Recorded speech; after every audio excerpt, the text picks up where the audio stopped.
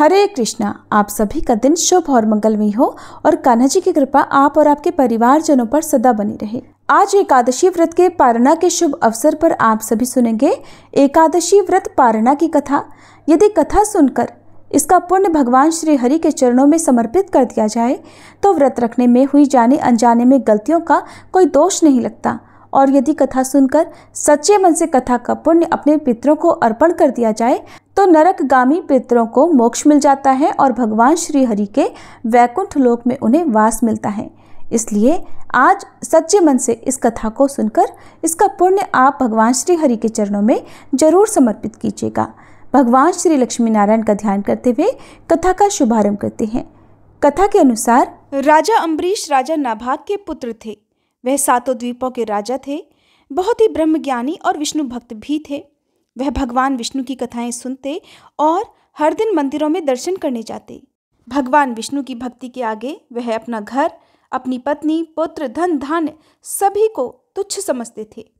एक बार भगवान विष्णु को प्रसन्न करने के लिए उन्होंने साल भर अपनी पत्नी सहित एकादशी का व्रत रखा। कार्तिक मास में जब उनके साल भर के एकादशी व्रत पूर्ण हुए तब उन्होंने 3 दिनों तक उपवास किया, भगवान विष्णु का विधि विधान से पूजन किया और ब्राह्मणों को 60,000 गौओं का दान भी दिया। संत महात्माओं को अपने राजमहल में बुलवाकर भरपूर दान दिया और उन्हें भोजन करवाकर संतुष्ट किया।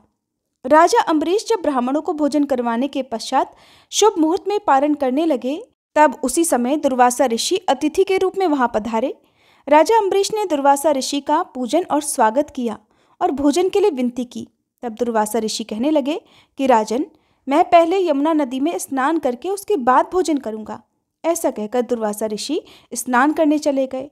उधर द्वादशी तिथि बीतने में बस कुछ ही मुहूर्त बाकी था, जिस मुहूर्त में व्रत का पारण करना आवश्यक था, नहीं तो राजा का व्रत निष्फल हो जाता और साल भर किए गए व्रत भी निष्फल हो जाते। क्योंकि एकादशी व्रत का पारण हमेशा शुभ मुहूर्त में करना चाहिए। द्वादशी तिथि बीतने के बाद व्रत का पारण किया जाए तो वो व्रत अधूरा रहता है और भगवान विष्णु भी उस व्रत से संतुष्ट नहीं होते।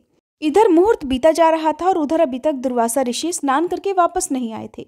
इसलिए राजा अम्बरीश दुविधा में पड़ गए। अगर अतिथि ब्राह्मण को भोजन करवाए बिना पारण कर लेते तो बड़े भारी पाप के भागीदार बनते, और पारण नहीं करते और मुहूर्त बीत जाता तो पारण का महत्व ही समाप्त हो जाता।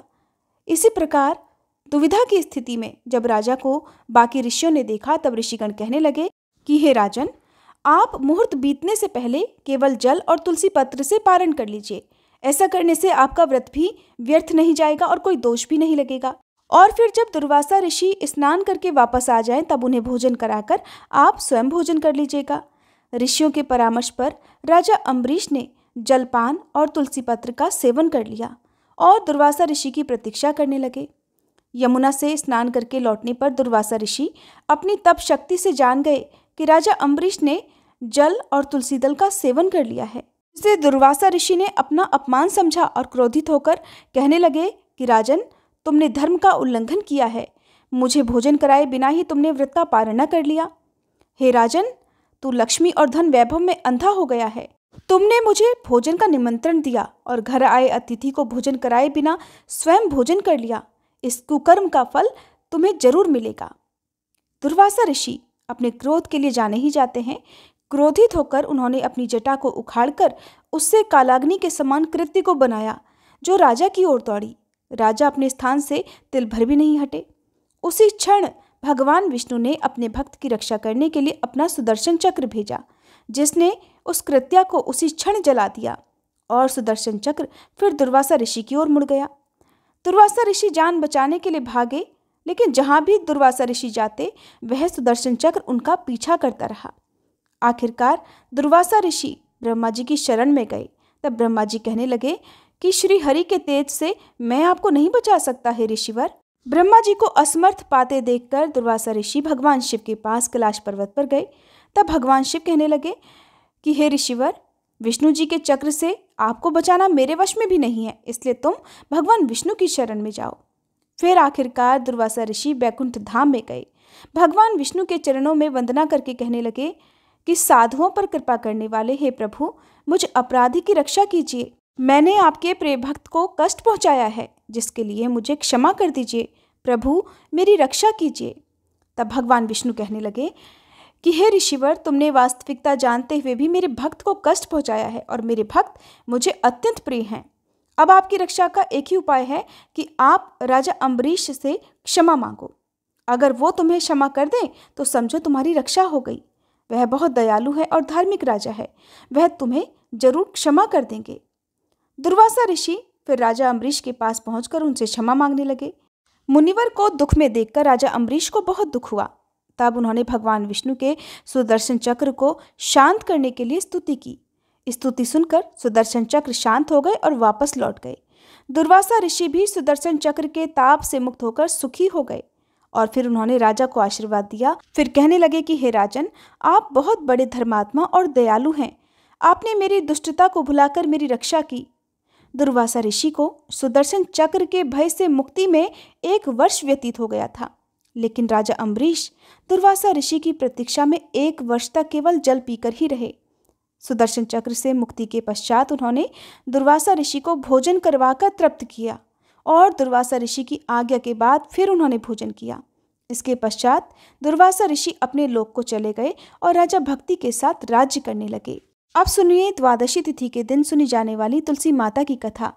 इन कथाओं को जो भी भक्त सच्चे मन से हर एकादशी व्रत के पारण के दिन सुनता है, भगवान विष्णु उनकी पूजा, उनके उपवास से प्रसन्न होकर उनकी मनोकामनाएं पूर्ण करते हैं और अंत में उन्हें मोक्ष प्रदान करते हैं। एक बार भगवान शिव ने अपने तेज को समुद्र में फेंक दिया था। उससे एक महातेजस्वी बालक का जन्म हुआ और यही बालक आगे चलकर जालंधर के नाम से पराक्रमी दैत्य राजा बना, जिसकी राजधानी का नाम जालंधर नगरी था। दैत्यराज कालनेमी की कन्या वृंदा का विवाह जालंधर से हुआ। जालंधर महाराक्षस था। अपनी सत्ता के मद में और अपनी शक्ति के मद में चोर उसने माता लक्ष्मी जी को पाने की कामना से युद्ध किया, परंतु समुद्र से ही उत्पन्न होने के कारण माता लक्ष्मी ने उसे अपने भाई के रूप में स्वीकार कर लिया। वहां से पराजित होकर वह देवी पार्वती को पाने की इच्छा से कैलाश पर्वत पर गया। भगवान देवाधिदेव शिव का ही रूप धरकर माता पार्वती के समीप वह गया, परंतु माता ने अपने योग बल से उसे तुरंत ही पहचान लिया और वहां से वह अंतर्ध्यान हो गई। देवी पार्वती ने क्रोधित होकर सारा वृतांत भगवान विष्णु को सुनाया। जालंधर की पत्नी वृंदा अत्यंत पतिव्रता स्त्री थी। उसी के पतिव्रत धर्म की शक्ति से जालंधर ना तो मारा जाता और न ही पराजित होता था। इसलिए जालंधर का नाश करने के लिए वृंदा के पतिव्रत धर्म को भंग करना बहुत जरूरी था। इसी कारण भगवान विष्णु एक ऋषि का वेश धारण करके वन में जा पहुंचे, जहां पर वृंदा अकेली भ्रमण कर रही थी।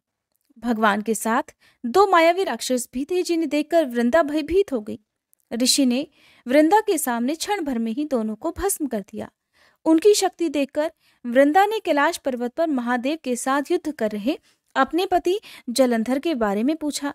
तब ऋषि ने अपनी माया से 2 वानर वहां प्रकट किए। एक वानर के हाथ में जालंधर का सिर था और दूसरे के हाथ में धड़।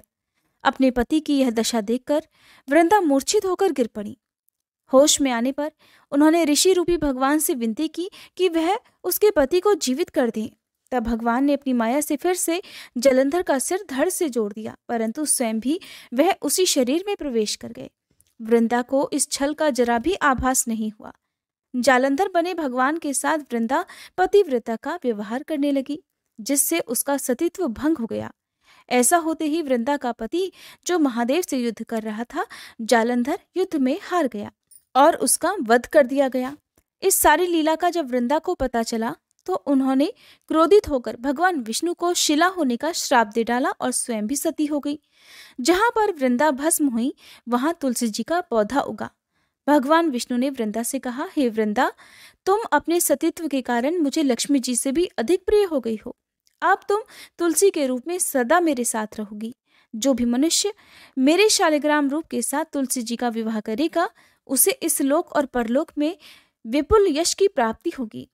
जिस घर में तुलसी जी होती हैं, वहां यम के दूत भी असमय नहीं जा सकते। गंगा जी और नर्मदा नदी के जल में स्नान और तुलसी जी का पूजन एक बराबर माना जाता है।